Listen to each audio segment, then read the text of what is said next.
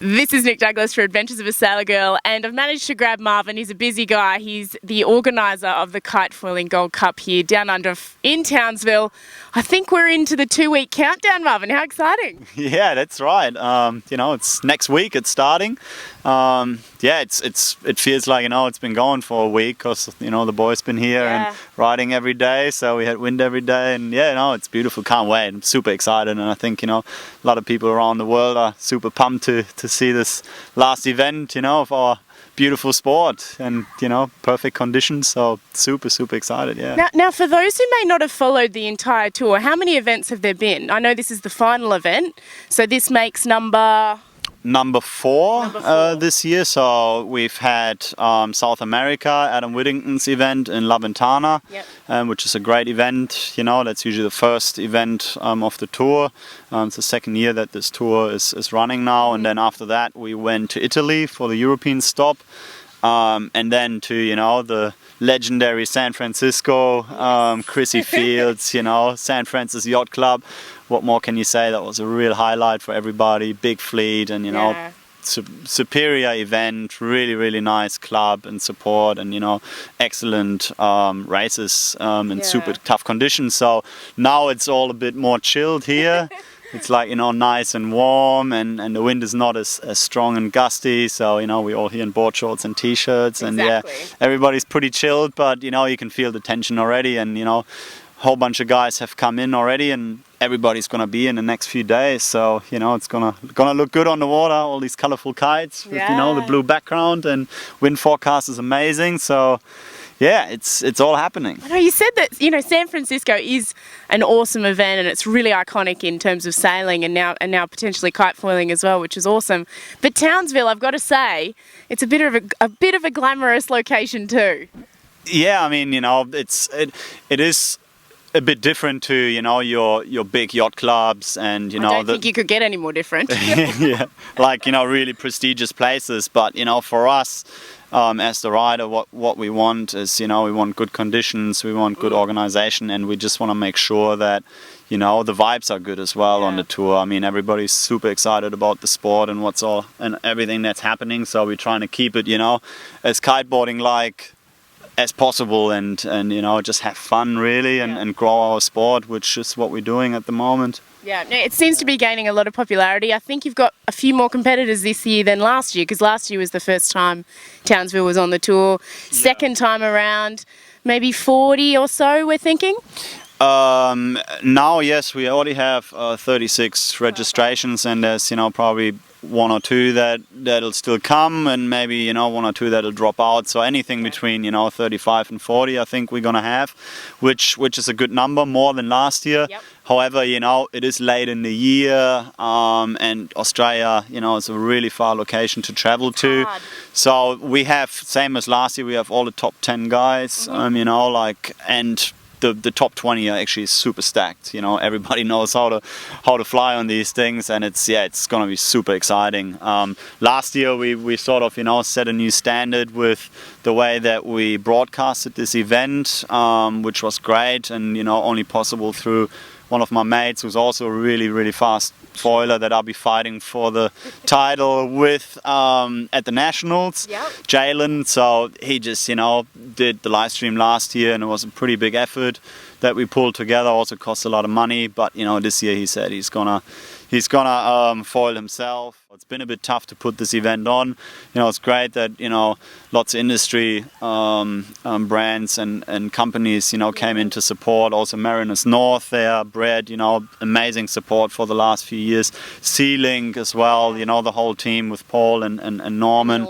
They came to the table. They really said we want this event, for Townsville. It's there's not that many international events where the best athlete in the sport come from all over the world, and we got I don't know how many countries here, but it's it's a perfect location. The Strand is just amazing for spectators to see the racing here on the water, and once there's 35-40 kites out here, it's just gonna light the city up, and that's what it did last year. We had such amazing response, and people coming down every day, watching, hanging out, lots of media interest, which is just a great thing, and everybody here is stoked to be here. It's beautiful, the best time of the year in the dry tropics. You know, in October we got wind every day, we got sunshine, we got warm days, cool nights. I think, you know, the boys are having a blast. I think you can't help but have a blast in Townsville, and like you say, you can't help but watch the kitefoiling either. It's absolutely incredible to watch. Yeah, cheers. Yeah, I mean, it's incredible to watch, and that's, you know, one of the reasons why this sport, I think, has so much potential, you know, for media and spectators. You know, it's an amazing feeling for the riders, but it's also amazing to watch because, you know, people can't really grasp it if they sit here at longboards and having a beer and they see somebody, you know, a meter off the water just flying on a little plank of, you know, of material. So it's really cool for people to see that, and really interesting. You know, you got the kite element where you see them, you know, zipping through the sky. They're colorful, you know, they move, and so there's a lot happening even for people that don't understand sail racing or not kiteboarders. And you know, this is, you know, one of the really good spots in the world to do kiteboarding because you know, it's just we teach a lot of people, and we got a lot of tourists coming through as well, and yeah, everybody's having a good time, great conditions, nice spot, and that's sort of why, you know, we wanted to bring the tour here as well. And I love that, you know, more people loving our sport, whether it be windsurfing or kite surfing or kitefoiling or sailing. I think that's awesome. More people on the water more often, hey? For sure, like no doubt, you know. I mean, anybody that enjoys the water knows the feelings. Yeah, you know, exactly. if it's the outriggers here, or you know, the ladies with their pink dragon boats over there, or stand-up paddle boarders, you know, sailors, anybody that, you know, even divers, like we all share the same passion. But you know, with this, I guess, with sailing, it's also about the racing, you know, being competitive and training hard and working on your equipment. You know, we're an open class, so we can do whatever we want. You know, you can rock up. I can't even comprehend that. That's nuts. Yeah, so that's what we know takes us a bit away from the sailing world, because everything is really regulated, which it has to be, you know, to be fair and to be an Olympic sport. But for us, you know, we are open. We want to go as fast as we can, and you know, we're all pretty stoked about, you know, developing the equipment and just be free. You know, like, I mean, all the boys like Ricky over there and Nico, and they all, you know, really part of the development progress, and it's fun as well. Which is you know, a big part of our sport from the ground up. I mean, if development doesn't happen, it's not going to move forward. We need to keep people interested, you know. Yeah, exactly. Yeah, and you know, I mean, a lot of classes don't really have, you know, that opportunity. Like you're sailing tasers, it's you measure for like one day all the stuff to make sure everything is legit. Exactly. You know, and it's a different kind of sailing, because for us it's all about the tactics.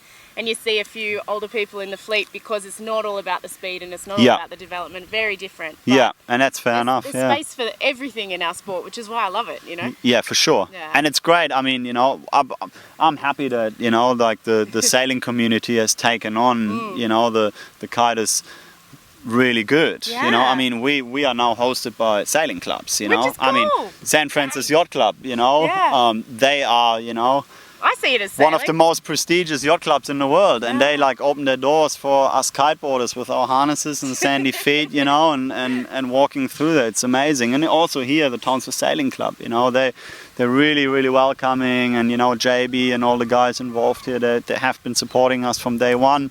We've run a few, you know, Formula raceboard competitions here, several nationals with freestyle and stuff, and you know, now we've had the Gold Cup here for 2 years, and it's amazing. It's really cool that, you know, we are part of the sailing community and we can still do our own thing. You know, it's great. I wish I could stick around to watch what's going to happen, but I do have to head to Bermuda. But maybe next year. Yeah, maybe. Apparently, you guys are going to teach me how to kite foil, or maybe just kite surf on Sunday. Yeah, we're going to plant the seed and create the monster. Oh no!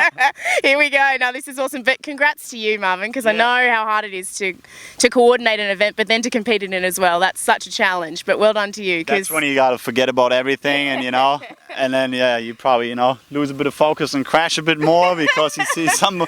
Oh shit! Are they having fun?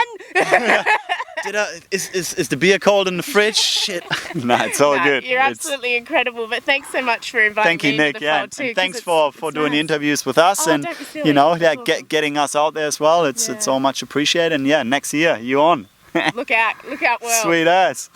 Tap on the knuckles. Tap on the knuckles. It's over the beaches. From now on.